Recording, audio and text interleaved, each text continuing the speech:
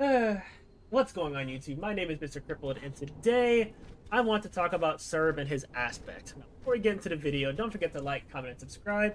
And if you'd like to keep up with any future content, I will be leaving a link to my Twitch and my Discord in the description below.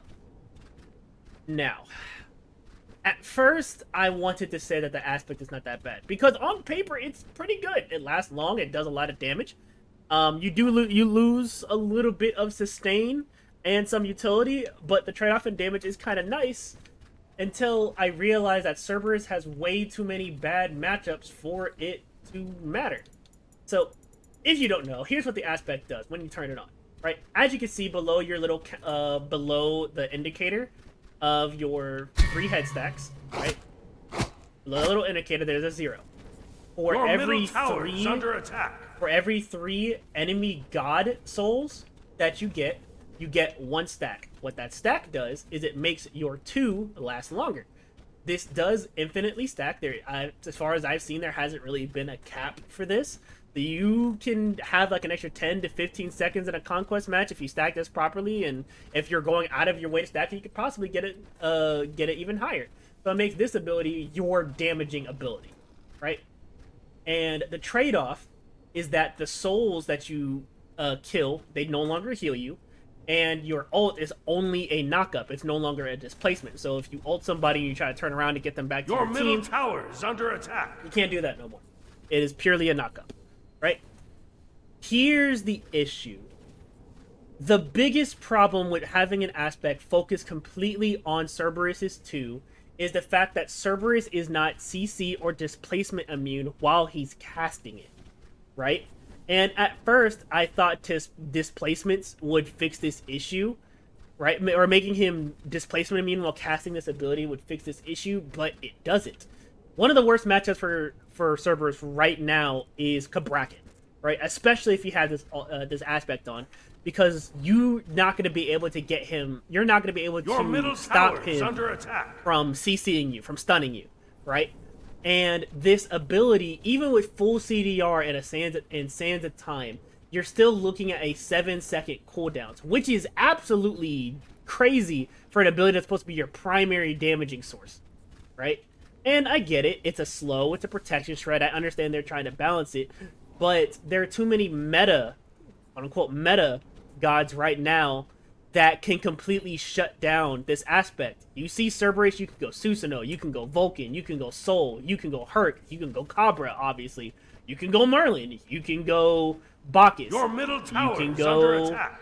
Who else? You can go Jing Wei. There's so many gods in the game currently right now that just straight up stop this aspect that it's borderline not really usable, especially since they take away your sustain when you have this ability. So I genuinely do think that the aspect itself is decent. I don't think the aspect is bad. I just think paired with how Cerberus's kit works, it's bad. And on top of that, it completely changes how you're meant to combo this god, right? Without the aspect, here's what you're supposed to do, right? Because for the souls that you kill, the casting time on your 2... Your middle tower is under attack. When you, for the souls that you kill with your 2, it's going to make your 2 hit harder, right?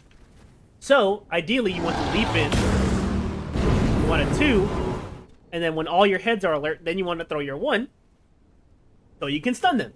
Or, you auto them until you get all 3 heads, or you ult until you get all 3 heads, then you 1, then you leap, and then you 2. That's ideally how you want that to work. But in most situations, you're not going to have your ult, so you're going to need to rely on your 2 to make you alert and make your 1 hit harder, right? And have a stun. But because all your damage is focused on the 2, you're going to be leveling the 2 first. And the worst part about it is that under attack. Because you're focusing on this, you need somebody or yourself to set up your stun, right? But the problem is, because you can't instantly get it and you had to be in melee range to be able to get it properly, you're not going to see that a lot. So getting the self-sustained stun so you can have your 2 be out as long as possible is not very viable. And then even when they do come out of the stun, they're just going to stun you back.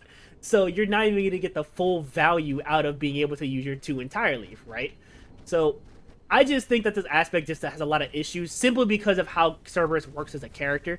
I think if he has the aspect on, he should minimum be displacement immune. Minimum. Not stun immune, just displacement immune, just to keep it balanced and fair, right? And make it to where Cerberus can at least play the game, because you already take the sustain away. Why are you making it to where the one ability that you need to do damage you can't use because too many characters can stop you, and it's on a longer cooldown?